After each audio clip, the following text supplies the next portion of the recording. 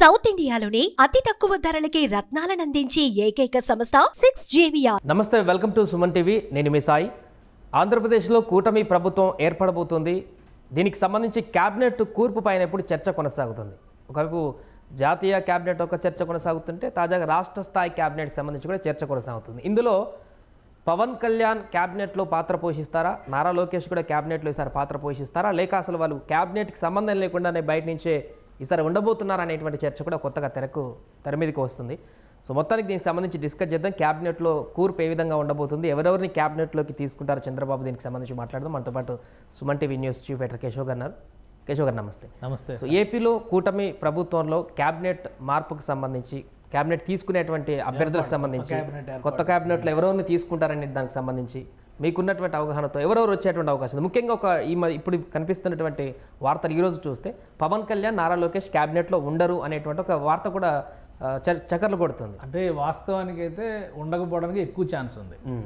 ఎందుకంటే క్యాబినెట్లోకి ఎవరెవరు వస్తారనే దాని మీద ఇక్కడ కొన్ని సమతూకం పాటించాల్సినటువంటి విషయాలు ఉంటాయి. ఒకటి, జిల్లాల వారీగా ప్రాధాన్యం ఉండాలి. 2, సామాజిక వర్గాల వారీగా ప్రాధాన్యం ఉండాలి. 3, సీనియారిటీ వైజ్గా వాళ్ళకి అవకాశం కల్పించాలి. సో ఈ 3 అంశాలని బేరీజ్ వేసుకొని ఇప్పుడు 3 పార్టీలకు సంబంధించినటువంటి నేతలని, ఎందుకంటే ఎవరు తక్కువ కాదు. జనసేన 100% రిజల్ట్తో వచ్చింది, 80% రిజల్ట్తో బీజేపీ వచ్చింది, 90% రిజల్ట్తో అక్కడ టీడీపీ వచ్చింది. సో అందుకని మా వాళ్ళు ఉన్నారంటే మా వాళ్ళు ఉన్నారనేటువంటి పోటీ అయితే ఖచ్చితంగా ఉంటుంది. అలానే సమర్థులైన వాళ్ళు, సీనియారిటీ ఉన్నవాళ్ళు, అనుభవజ్ఞులైన వాళ్ళు చాలామంది కనిపిస్తున్నారు లిస్టులో.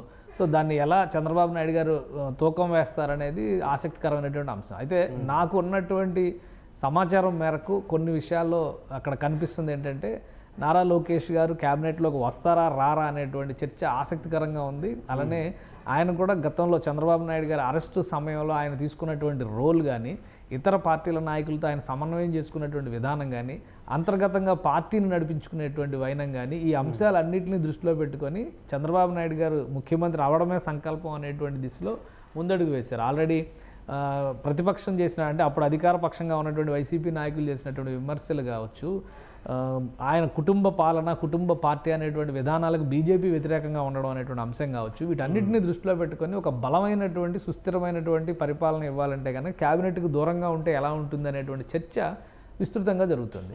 సో చివరి నిమిషంలో ఏదైనా జరగవచ్చు. నా లెక్క ప్రకారం బహుశా దూరంగా ఉంటారేమో అని అనిపిస్తుంది. అలాంటి బాధ్యతలు కూడా నారా లోకేష్ మొత్తం అప్పగించి పార్టీ కార్యక్రమాలు చూసుకోవడానికి తనను పెట్టేటువంటి అవకాశం ఉన్నట్టుగా కూడా మరొక వార్త వినిపిస్తుంది. ఎందుకంటే 2014లో ఇద్దరు మినిస్ట్రీలో ఉన్నారు కాబట్టి పార్టీలో కార్యకర్తలు పట్టించుకోలేదు అనేటువంటి ఒక వాదన వచ్చింది. కాబట్టి ఈసారి జాగ్రత్త పడతారు అనేటువంటి అంశం కూడా ఒకటి. ఇదంతా బయట నుంచి జరుగుతున్నటువంటి విశ్లేషణ. వాస్తవానికి అప్పుడు ఇద్దరు పార్టీలో ఉండడం వల్ల కానీ, లేదా అధికారంలో ప్రభుత్వంలో భాగస్వాములు అవడం కానీ, దానివల్ల వచ్చినటువంటి సమస్యల కంటే కూడా 2 చోట్ల కూడా అనుభవం చాలా ముఖ్యమైనటువంటి అనుభవం. చంద్రబాబు నాయుడు గారు కొత్తగా అనుభవం రావాల్సినటువంటి అవసరం లేదు, కానీ లోకేష్ గారికి మాత్రం గత 5 ఏళ్లలో వచ్చినటువంటి అనుభవం కావచ్చు, అంతకుముందర మంత్రిగా వచ్చినటువంటి అనుభవం కావచ్చు, అటు అడ్మినిస్ట్రేషన్ మీద, ఇటు పార్టీ పరమైనటువంటి సమన్వయం మీద, రెండింటి మీద ఆయనకి ఒక బలమైనటువంటి ముద్ర. అలానే 2014 ఎన్నికలకి ముందరే ఆయనకి కొన్ని బాధ్యతలు అప్పగించారు. పార్టీ పరంగా కొన్ని నిర్ణయాలు తీసుకున్నారు. పార్టీ పరంగా ఆయన అసలు కార్యకర్తల సంక్షేమ నిధి విధానాలన్నీ తీసుకొచ్చింది ఆయనే. సో డీబీటీ పాలసీస్ గురించి ఫస్ట్ డిబేట్ చేసింది కూడా లోకేష్ గారే. ఈ అవగాహన అనేది మామూలుగా బయట నుంచి అయితే రాదు కదా. సో అడ్మినిస్ట్రేషన్లో ఆయన ఉన్నారు కాబట్టి దానిపైన కొంత పట్టు వచ్చింది అనేటువంటి అభిప్రాయం అయితే నాకుంది. ఇప్పుడు ఉన్న రాజకీయ పరిస్థితుల నేపథ్యం ఏంటంటే, ఎట్టి పరిస్థితుల్లో ప్రత్యర్థికి అవకాశం ఇవ్వకూడనటువంటి వ్యూహం ఉండాల్సిన అవసరం ఉంది. కాబట్టి లోకేష్ గారు పార్టీని పటిష్టంగా ముందుకు నడిపించేటువంటి ప్రయత్నం, ఇప్పుడు చాలా కీలకమైనటువంటి పరిణామాలు జరగబోతున్నాయి. ఈరోజు ప్రభుత్వం ఏర్పడడం, లేదా పాత ప్రభుత్వం చేసినటువంటి అరాచకాలు కావచ్చు, లేదా తప్పులు కావచ్చు, వాటిని సరిదిద్దుతున్నాం అనేటువంటిది, కక్ష సాధింపు చర్యలకు ప్రతీకార చర్యలు కావచ్చు, ఇవన్నిటినీ మనం పక్కన పెట్టేస్తే రాజకీయంగా ఈ రాబోయేటువంటి 4-5 ఏళ్ళు చాలా కీలకమైనటువంటి రోజులు. ఎందుకంటే 2025లో డీలిమిటేషన్ పాలసీని మళ్ళీ రీఓపెన్ చేయాల్సిన పరిస్థితి ఉంది. 2009లో ఒకసారి పునర్విభజన చేశారు, నియోజకవర్గాల పునర్విభజన. అప్పుడు ఏ విధంగా జరిగింది?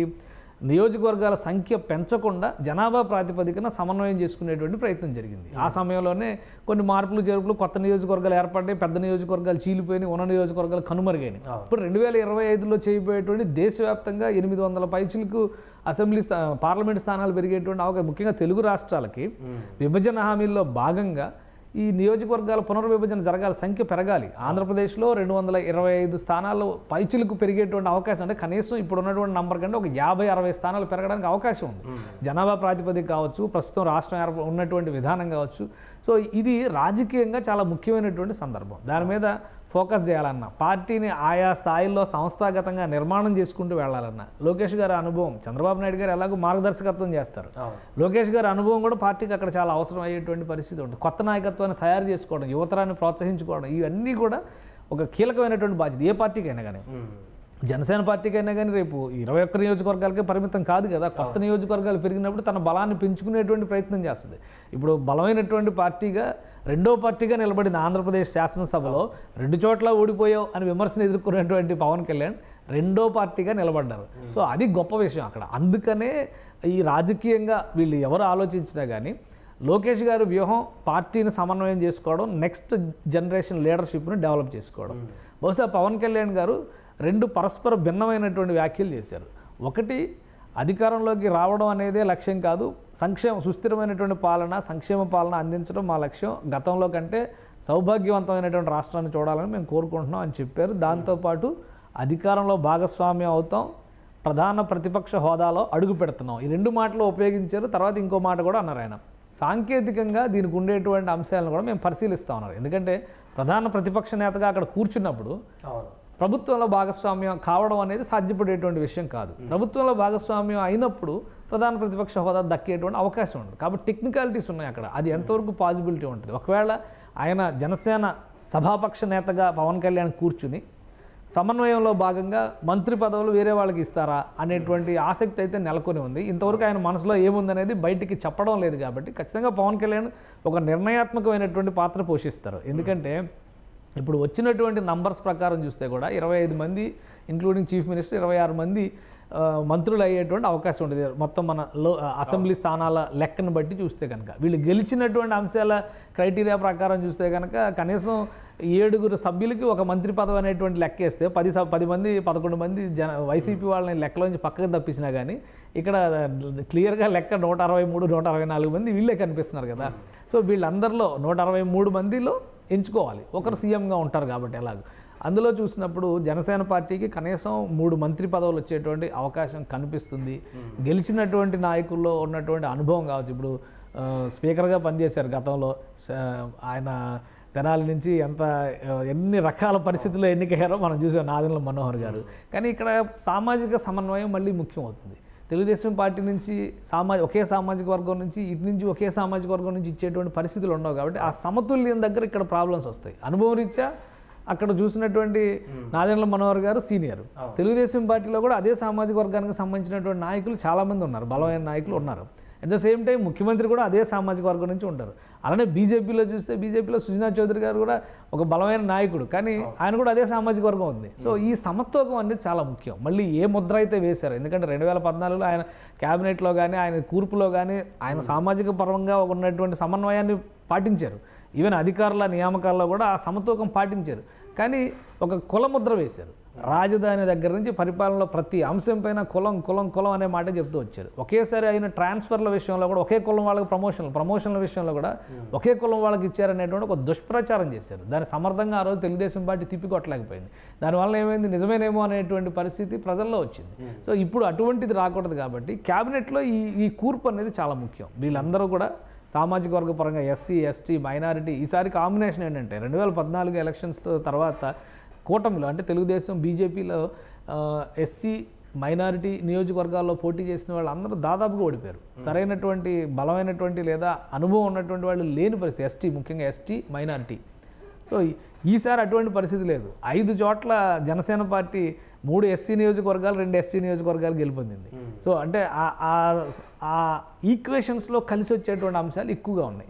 సో అందుకే నియోజకవర్గాల నుంచి అభ్యర్థులు గెలిచారు, క్యాబినెట్కి సిద్ధంగా ఉన్నారు. అంతే కదా. ఇప్పుడు అనుభవం రీత్యా ఇప్పుడు రాజోలు ఉంది. రాజోలు ఒక ప్రెస్టీజియస్ సీట్ జనసేన పార్టీకి సంబంధించినంత వరకు. లాస్ట్ టైం కూడా గెలిచింది, కానీ నమ్మక ద్రోహం జరిగింది అనేటువంటి అభిప్రాయం ఉంది. కానీ ఈసారి అక్కడ గెలిచిన వ్యక్తి ఒక మాజీ ఐఏఎస్, ఆయనకు ఉన్నటువంటి ఎక్స్పీరియన్స్ అడ్మినిస్ట్రేషన్లో అవసరం అవుతుంది. సో అలాంటి వాళ్ళని ఎంచుకునేటువంటి అవకాశం ఉండొచ్చు. సామాజిక వర్గాల పరంగా చూస్తే కందులు దుర్గేష్ పార్టీని ఎప్పటి నుంచో అంటుపెట్టుకుని ఉన్నటువంటి నాయకుడు, అలానే బొలిశెట్టి శ్రీనివాస్ గతంలో మున్సిపల్ చైర్మన్గా పనిచేసినటువంటి అనుభవం ఉన్నటువంటి వ్యక్తి. సో ఇవన్నీ మళ్ళీ ఎస్టీల పరంగా చూస్తే కూడా మనం అక్కడ తిరుపతి, ముఖ్యంగా తిరుపతి ఆర్ఎన్ శ్రీనివాస్ ఆయన ఎక్స్పీరియన్స్డ్, కానీ సామాజిక వర్గం మళ్ళీ ఇక్కడ కాపు, కమ్మ, ఈ మిగతా సామాజిక వర్గాల మధ్య సమన్వయం. ఎందుకంటే పోటీ చేసి గెలిచిన వాళ్ళందరూ ఈ సామాజిక వర్గాల నుంచి వచ్చి ఎక్కువ సామాజిక వర్గాలు, ఒకే సామాజిక వర్గం నుంచి ఎక్కువ మంది వచ్చినా కానీ సమతూకం అయితే పాటించాల్సినటువంటి అవసరం ఉంది. కాబట్టి ఇక్కడ ఈ సమతూకం పాటిస్తారు. కానీ ఇద్దరు ఎవరైతే ఇప్పుడు నెక్స్ట్ జనరేషన్ ఫోర్స్గా లోకేష్ గారిని చూస్తున్నారో, ప్రజెంట్ కింగ్ మేకర్గాను కింగ్గా మారిపోయినటువంటి పవన్ కళ్యాణ్ చూస్తున్నారో, వీళ్ళిద్దరు రోల్ పైన ఎక్కువ డిస్కషన్కి స్కోప్ ఉంది. పవన్ కళ్యాణ్ గారు పదవి తీసుకుంటారా లేదా అనే దాని మీద ఇంకా సస్పెన్స్ అయితే కొనసాగుతుంది. నేను అనుకోవడం ఆయన వాళ్ళ పార్టీ నుంచి ఎంపిక చేసి పార్టీ శాసనసభాపక్ష నేతగా కొనసాగుతారేమో అని ఒకటి అనిపిస్తుంది. ఇంకో మాట అన్నాడు ఆయన, ఒక్కరోజు కూడా జీతం కట్ కాకుండా నేను ఎమ్మెల్యేగా శాలరీ తీసుకోవాలనుకుంటున్నాను ఒక మాట అన్నాడు.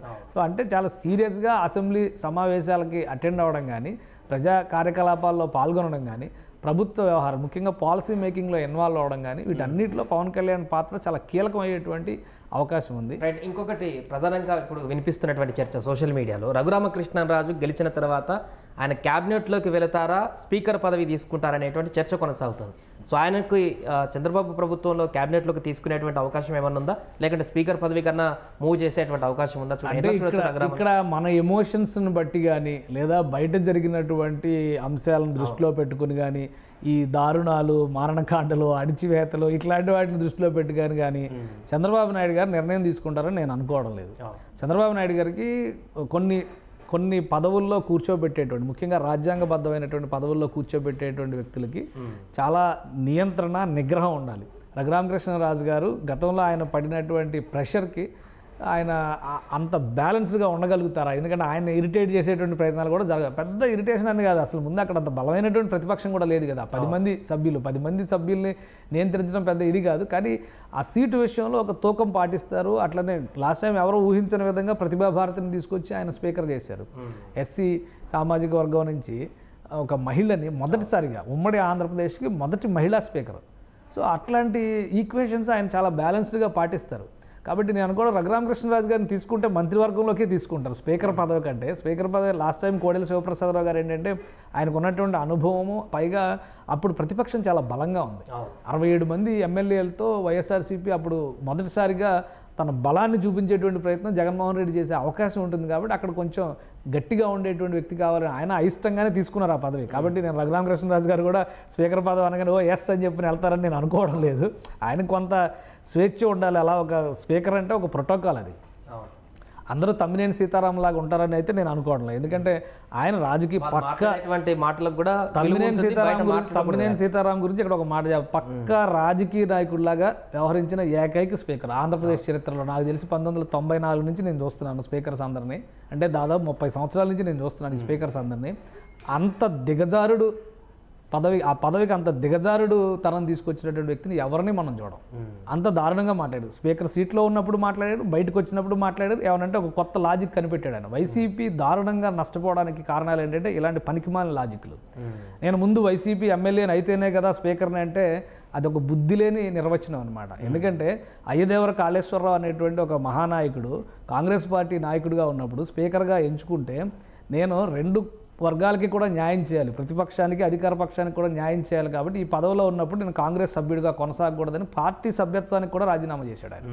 అలాంటి మహానుభావులు కొన్ని దిశానిర్దేశాలు చేశారు, కొన్ని ప్రమాణాలు నిలబెట్టేటువంటి ప్రయత్నం చేశారు. వీళ్ళు వచ్చి సర్వనాశనం చేశారనేటువంటి భ్రమ అంటే స్పీకర్ పదవి విషయంలో ఆయన కల్పించాడు. సో అటువంటి నిర్ణయం చంద్రబాబు నాయుడు గారు అయితే తీసుకోరు. అలాంటి వ్యక్తులకి, కొడాలి నానిలాగా మాట్లాడేటువంటి వ్యక్తులకి, అలాంటి వాళ్ళకి మంత్రి పదవులు ఇస్తారని నేను అనుకోవట్లేదు. వాళ్ళు ఏంటంటే మీడియా ముందర ఖర్చుకోవడానికి పనికొస్తారేమో కానీ ఒక హుందా అయిన సభ చూపిస్తా అన్నారు. పవన్ కళ్యాణ్ కూడా ఒక మాట అన్నారు, కౌరవ సభ ఏంటో మీరు చూపించారు, పాండవ సభ ఎలా ఉంటుందో మేము చూపిస్తాను. కాబట్టి ఆ ప్రమాణాలను వదిలేసి నిర్ణయాలు తీసుకుంటారు. కక్ష సాధింపుగా వాళ్ళని ఏదో రెచ్చగొట్టే విధంగా చేస్తారు. అసలు రెచ్చగొట్టడానికి కూడా అక్కడ ఎవరు మిగలలేదు కదా. సో అందుకని ఒక సమతూకం, సామాజిక సమతూకం, ఒక బాధ్యతాయుతమైనటువంటి క్యాబినెట్ కూర్పు, అలానే ముఖ్యంగా 3 పక్షాలని సమన్వయం చేసుకునేటువంటి విధానంతోనే పరిపాలన పర్వం మొదలవుతుంది అనేటువంటిది నా అభిప్రాయం. దీనికి ఒక ఉదాహరణ ఏంటంటే ఎన్డీఏ సమావేశం చాలా రకాల స్పెక్యులేషన్స్ జరిగినాయి. చంద్రబాబు నాయుడు ఇటు వెళ్తే, నితీష్ కుమార్ అటు వెళ్తే, ఇవన్నీ ఉట్టి సోషల్ మీడియా పోస్టులుగా మిగిలిపోయినాయి తప్పితే వాళ్ళు ఎంత పద్ధతిగా ఒకరినొకరు ప్రశంసించుకున్నారు, అందరం కలిసికట్టుగా చేయబట్టే ఇది వచ్చింది. అందరూ కలిసి 16 మంది సంతకాలు పెట్టి ఇచ్చారు కదా డాక్యుమెంట్స్. సో అదొక క్లారిటీ ఉంది. కానీ బయట నుంచి చేసేటువంటి ఊహలకి చంద్రబాబు నాయుడు గారును వీళ్ళు సమాధానాలు చెప్పేటువంటి పరిస్థితి ఉండదు. ఆంధ్రప్రదేశ్లో ఒక పటిష్టమైనటువంటి అవకాశం ఇప్పుడు చంద్రబాబు నాయుడు గారికి కానీ కూటమికి కానీ దక్కింది. ఈ 5 ఏళ్ళు పడినటువంటి శ్రమకి, ఒక శ్రమ మీన్స్ ఆంధ్రప్రదేశ్ నష్టపోయింది అనేటువంటి ఒక అపరాధ భావానికి సరైన న్యాయం చేయగలిగేటువంటి జడ్జిమెంట్ని ఆంధ్రప్రదేశ్ ప్రజలు ఇచ్చారు. సో ఆ అందుకనే 160 పైగా వచ్చింది అంటే ఇంకా అసలు ప్రతిపక్షాన్ని లేదు, జీరో చేసేశారు. ఇప్పుడు చాలా బాధ్యతాయుతంగా చేయాలి. నాకు నచ్చిన రెండు ప్రసంగాలు కూడా చంద్రబాబు నాయుడు గారు మాట్లాడింది కానీ, పవన్ కళ్యాణ్ గారు మాట్లాడింది కానీ, గెలిచిన తర్వాత మా బాధ్యత పెరిగింది అనేటువంటి విధానం, ఆ వైఖరి, అది హుందా అయిన రాజకీయం. దురదృష్టవశాత్తు గత 4-5 ఏళ్లుగా హుందా రాజకీయాలు చాలా తక్కువగా చూడగలిగాం. కాబట్టి ఇప్పుడైనా పరిస్థితి మారుద్దని చెప్పి మనం ఆశించగలుగుతాం. క్యాబినెట్ కూర్పులో ముఖ్యంగా లోకేష్ గారు అటు పార్టీ పరంగా అడుగులు వేసేటువంటి విధానం కావచ్చు, ఇటు పవన్ కళ్యాణ్ గారు పార్టీని సమన్వయం చేసుకుంటూ ప్రభుత్వంలో పాలసీ మేకింగ్లో ఏ విధంగా భాగస్వామి అవుతారనే దానికి 1-2 రోజుల్లో క్లారిటీ వచ్చే అవకాశం ఉంది. కానీ వాళ్ళు తీసుకునేటువంటి నిర్ణయాలు సముచితమని ప్రజల్ని అనిపించే విధంగా తీసుకుంటారనేటువంటి నమ్మకం కూడా ఉంది. రైట్ కేశవ్ గారు, మొత్తానికి అది ఆంధ్రప్రదేశ్లో క్యాబినెట్ కూర్పుకు సంబంధించి జరుగుతున్నటువంటి చర్చ ఇది. జనసేన పార్టీ నుంచి 3, బీజేపీ నుంచి 2, మిగతా టీడీపీ నుంచి మిగతా వారు క్యాబినెట్లో ఉండేటువంటి అవకాశం కనిపిస్తుంది. దీనికి సంబంధించి సామాజిక సమీకరణాలు, వివిధ ఈక్వేషన్స్తో చంద్రబాబు ఎవరెవరికి కేటాయిస్తారనేది మనం ఒక 2-3 రోజుల్లో చూడాల్సిన అవసరం ఉంది. సుమన్ టీవీలో మీ పర్సనల్ అండ్ బిజినెస్ ప్రమోషన్స్ కోసం కింది నెంబర్కి కాంటాక్ట్ చేయండి.